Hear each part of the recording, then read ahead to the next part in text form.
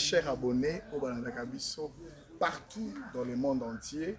Alors, nous vous demandons déjà de s'abonner massivement sur notre chaîne Lepo Channel. Alors, comme d'habitude, ça rabino toujours, la rabino ba numéro ya sika. Et là, par la grâce de Dieu, tu nous mets les sous la rubrique nous sous. Alors, pour que aux angles, la notification, aux angles, la nouveauté, en tout cas, n'oublie pas de s'abonner très massivement sur notre chaîne YouTube qu'on appelle Lepo Channel.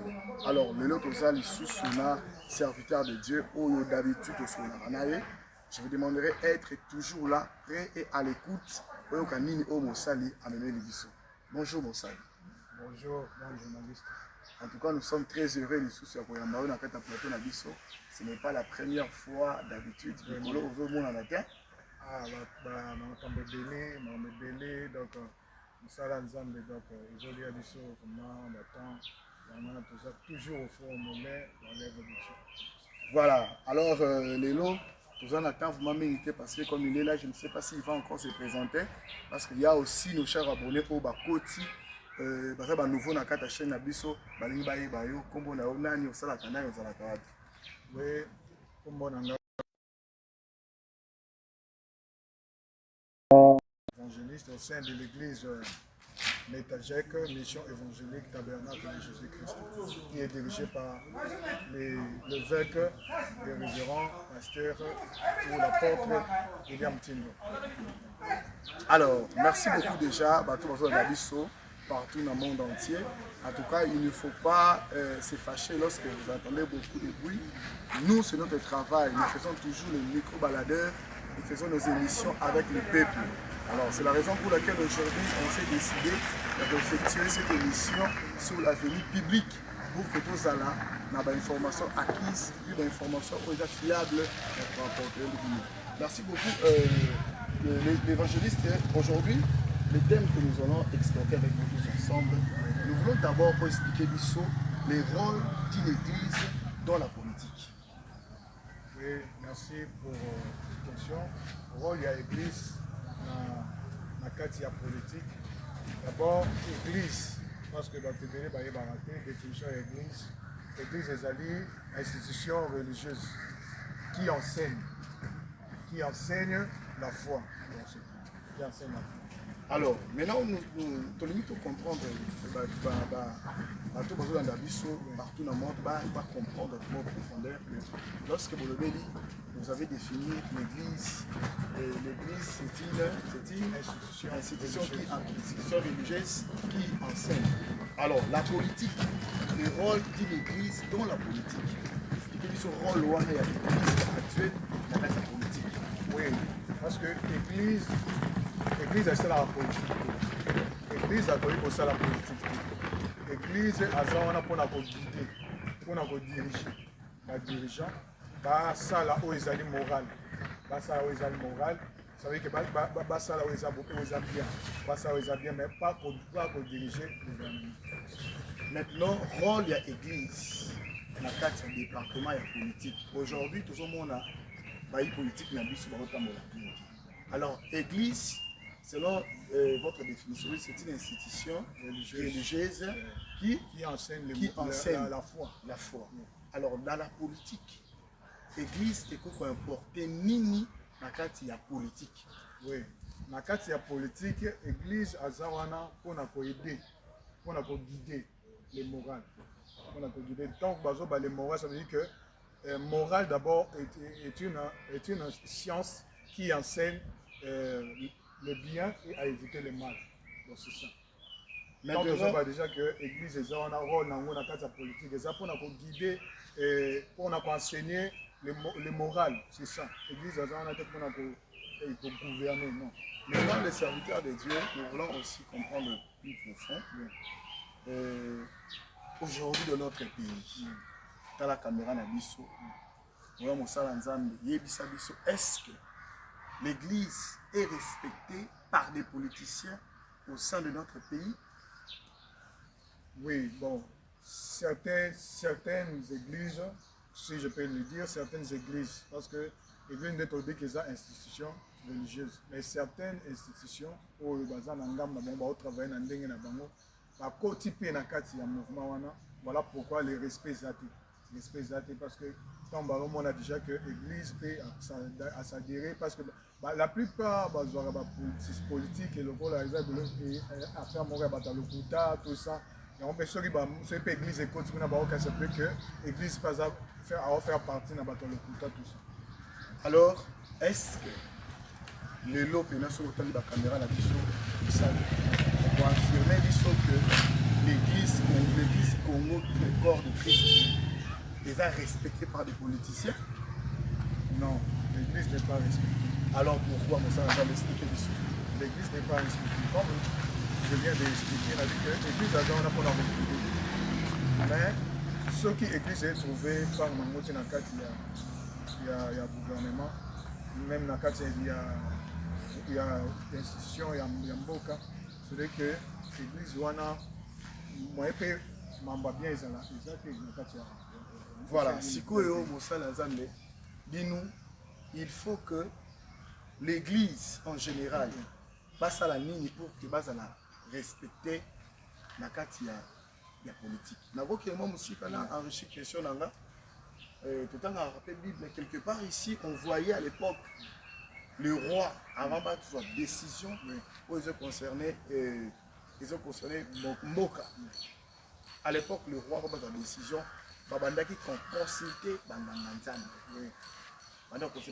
Alors, pourquoi dans nos jours, cette action-là, ils ont la réalisation respectée et pourquoi? Ils ont un problème politique, ou bien ils ont un problème de l'église, institution, comme vous avez dit, l'institution du corps de Christ. Alors, expliquez-nous si, pourquoi. Donc pourquoi l'église les a écartés? Les a écartés. Parce qu'à l'époque, l'église a acquis la première position. Donc, dans la Bible, avec la première position, s'il faut, dans la décision, on peut consulter les prophètes, et tout dans la synagogue. Mais le loco, pourquoi ils ont ça la matin? Alors, ils ont problème politique ou bien ils ont problème l'église? Oui. Ils ont deux volets. Ils ont premier volet, ils ont d'abord premier volet, ils ont d'abord Mboka. Donc ils s'intéresser donc ils s'intéresser dans l'église. Ils s'intéresser dans ambassadeur ou ministre de Dieu qu'on a établir au et puis deuxième volet l'église Yemoko a joué un rôle il faut jouer dans carte parce que l'église est comme belé l'église est belé donc il faut battre bané bazar solo bané bazar dans la vérité bané bazar dans la carte. Voilà, nous sommes déjà là pour vérifier sur la deuxième question. Vous êtes nombreux, vous êtes le serviteur de Dieu. Nous voulons encore une autre question parce qu'il y a beaucoup de gens qui m'ont parlé de ça. Malobi, le rôle des serviteurs dans la société actuelle. Rôle ya ba serviteur ya nzambe na kata société ezalaka nini? Ezalaka il faut ka kozwaka mabonza ya ba patient, ou bien il faut pesa ba fausse prophétie, ou bien il faut kokabola ba famille, ou bien na bana libana na bako ba les enfants de la rue, ou bien rôle na ba na kata société eza nini? À vous. Oui, d'abord un serviteur, d'abord il faut un serviteur de Dieu, un serviteur de Dieu, un prêtre, leader spirituel ou pasteur. C'est ça un serviteur de Dieu. Ok. Maintenant, rôle, il y a un serviteur de Dieu au sein de la carte Yamboka. Dans la carte Yamboka, dans la carte politique, rôle c'est qu'un serviteur de Dieu. Non, Moussa Nalobi, rôle d'un serviteur de Dieu dans la société. Oui, dans la société. Dans la société. Bon, ils ont généré et aussi, ils ont généré dans la société. Okay? On n'a pas défini directement la politique, l'éducation et tout, mais j'ai pris la personne des serviteurs de Dieu, son rôle initial dans la société. Merci. Oui, le rôle des serviteurs de Dieu dans la société, il y a quoi encourager. Il y a quoi encourager et il y a quoi servir la société. Alors, dans le rôle des serviteurs, na kati ya société ezali ya koencourager mpe ya koservir la société. Mais mosala nzambe, lorsque vous dites il y a pas encourager, il y a aider, mais nous voyons aujourd'hui des cas graves. Des cas graves, dans kati ya mboka na biso. Tout le monde est est. Na mboka na biso na est, de façon, bande konanga bana est, en tout cas, nous sommes à cœur avec vous. Pour soutenir même de loin, pour bêta mela partout et pour yokana, afin que vous trouver solution. Nous sommes à cœur avec vous.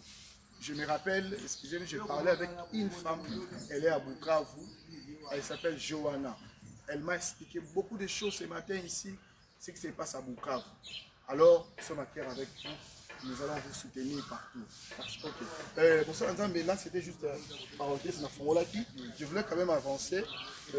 Lorsque vous avez dit rôle, il y a, comment on appelle, le rôle, il y a un serviteur, il y a Nzambe, la carte, il y a société. Mais pour nous, Moussala Nzambe. Pour Kolobani, le rôle, il y a un société, c'est pour réunir et aider associés. Mais tout le monde a un problème que ça qui n'est pas. Ça, on a le côté. On a eu un pandine, on a un oui, ça, on a le côté parce que la plupart ont la carte de distraction. La plupart ont même un mouvement. Il y a un siècle au présent. Même si on courir derrière le matériel. Voilà pourquoi on a point établi le point spirituel. Vraiment, la carte erreur. La distraction. Donc moi je peux dire que certains hommes de Dieu, certains serviteurs de Dieu, basent la distraction parce que la bongi déjà pédale. Voilà, les serviteurs de Dieu, nous allons avancer. Nous allons prendre des sujets directs parce que nous sommes d'abord dans le sujet avant la serviteur. Dans l'émission, nous avons prêté un peu l'éducation générale aujourd'hui. Les serviteurs ont le rôle de serviteur et Dieu dans la société. Et puis tout à la paix, par nous sous l'éducation au bateau que ça fait peuple Nzambe. Moussa Nzambe. Les lois, nous avons insécurité. Nous devons vivre l'insécurité. Nous devons vivre la vol. Sodome et Gomorrhe. Et tant que nous sommes ensemble, conseil nous pour faire ça. Et puis, si je nous pour soulever afin que c'est donc une issue de loin et sous là-bas. Par rapport à toi, il va nous ça. Et conseil, on a envoyé pour faire ça. D'abord, c'est d'abord l'éveil. Dans la sobre. Dans la sobre, être éveillé. On n'est pas côté quand Mungu à côté. Parce que Mungu à côté, même Bible dit que les voleurs ne viennent que pour voler, dérober, tuer, égorger. Mais les voleurs ailleurs attendent, on va dans la carte de distraction. Quand on va dans la maison, mais maman a carte ambiance tout ça. Les barrières battent que porte une cigarette, voler les fenêtres, cigarette, voler les. C'est moi qui est en côte. Il faut qu'on a remarqué, c'est être éveillé. On a pour éviter les débats, tout ça. Et voilà, nous allons encore prendre notre dernière page. Nous voulons maintenant parler un peu sur la politique, et rien que la politique, tout le monde peut interpeller Konjamboka, serviteur de Dieu. Il a dit que Bino Basala Nzambe, trop de terre dans ma cambo étali politique. Il a beau ça là-bas apolitique. Il a été vraiment se retourner dans la métallique politique. Mon seul ensemble, Lelo Oyo, Tozomona, Maboulou, Nakata ville de Kinshasa. Lelo Oyo, Tozomona, crime, et comme sous Makasi Koleka, l'éti avant. Mon seul ensemble, Lelo Oyo, Nini, Nabaimboka, Bakonzamboka, Baota, na Musika.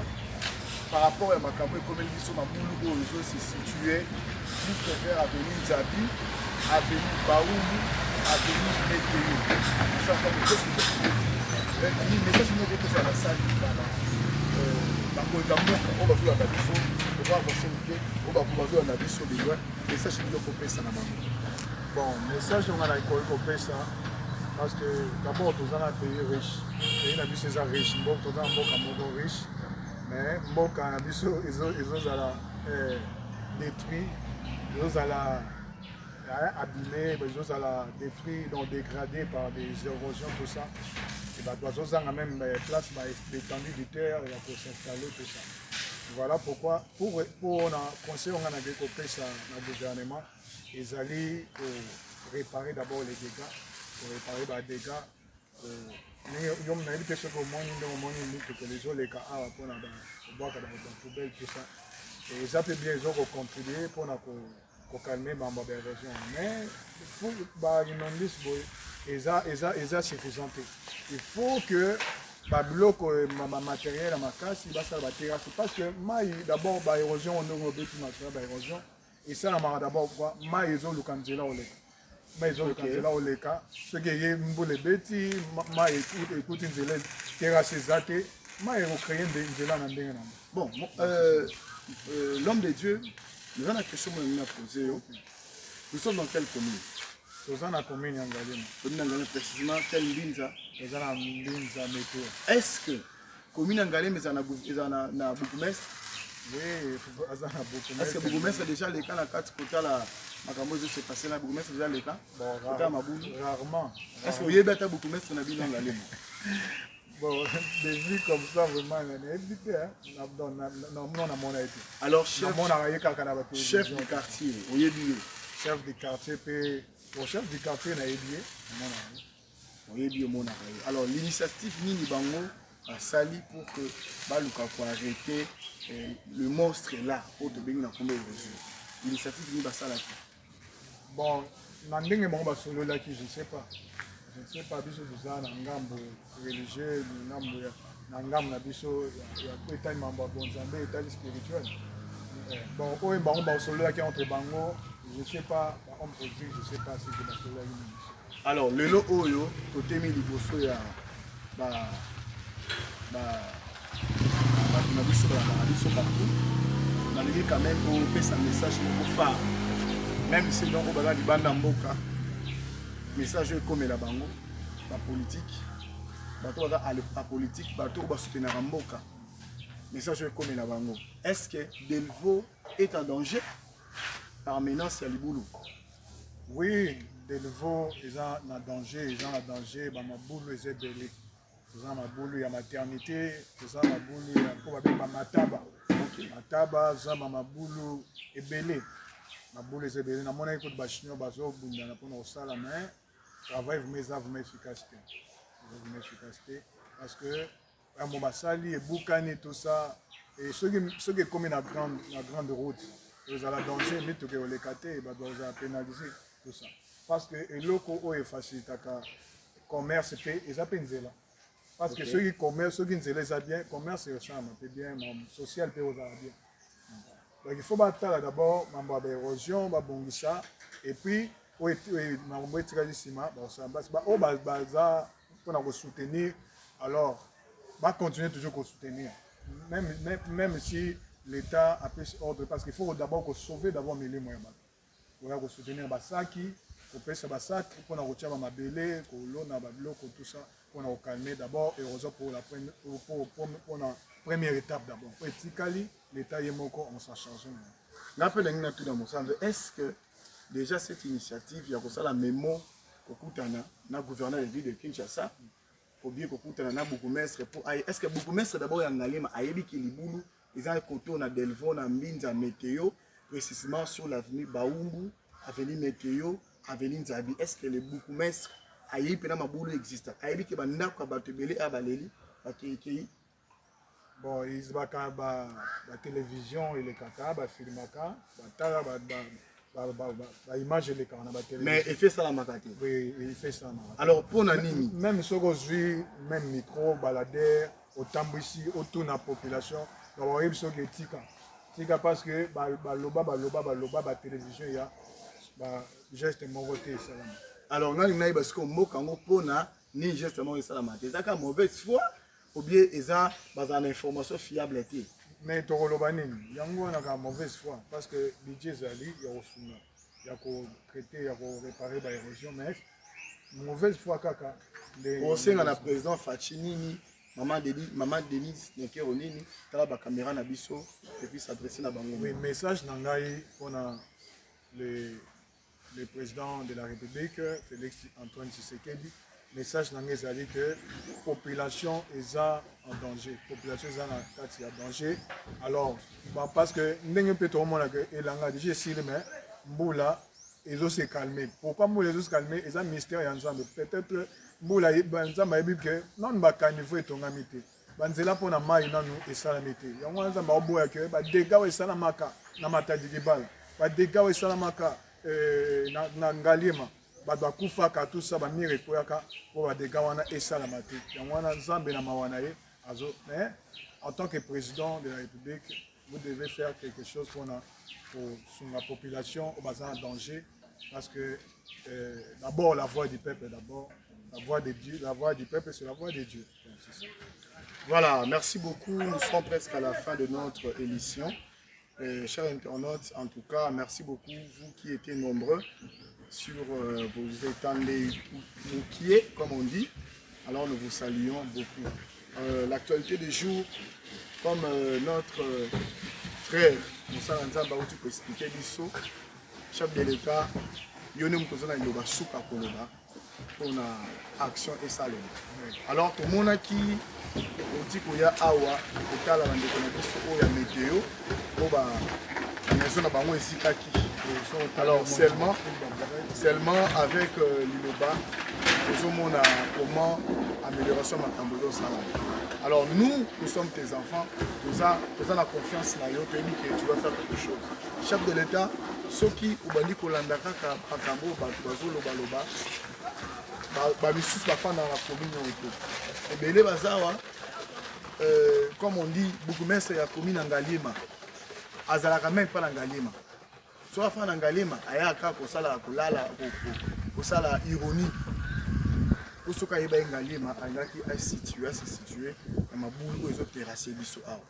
Nous sommes en danger. Comme on dit, Delvaux et eux se disparaître dans peu de temps.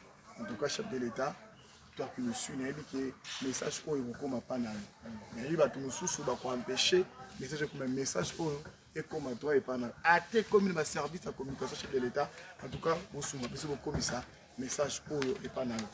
Tala nengi le loyo, qu'on a inanga, azoluka, asanini, aluka, asa la confiance dans le peuple congolais, neti yaza mutumalamu. Na biso to lingi yete to lingi yo fachi. En tout cas, ça est la biso makambo mo prometteur biso le baki peuple. Le peuple d'abord, papa le baki, le peuple d'abord. Peu importe que nous sommes des serviteurs de Dieu, comme mon frère qui est là, alors azana souci. Donc banda kwa minene ozomona wa ezo qui déjà menacés par les érosions oyo et wumeli bâton na bâton. Tout le monde a lelo oh le président de la République, lelo soki que dans ma campagne Pigeon Gombe. Moi, les boules, c'est la même qui est. Pour que moi, on ait un engin qui rapidement pour y travailler. Pourquoi? Parce que bango baza ba immeuble, baza na ba bien na bango kuna. Alors biso ba petit peuple. Non, sous la biso. Biso ba petit peuple. Chef de l'État, en tout cas, Kota Makambo. En tout cas, voilà, nous sommes à la fin de notre émission, comme je disais. Tozaki na évangéliste Mecha Kaimbe. Na caméra na biso. Notre caméraman au Atika Rabiso toujours Nabiso Darius Molowan. Alors pour éviter aussi ton petit sous-boat na bambote na biso mini aigle pas aigle blanc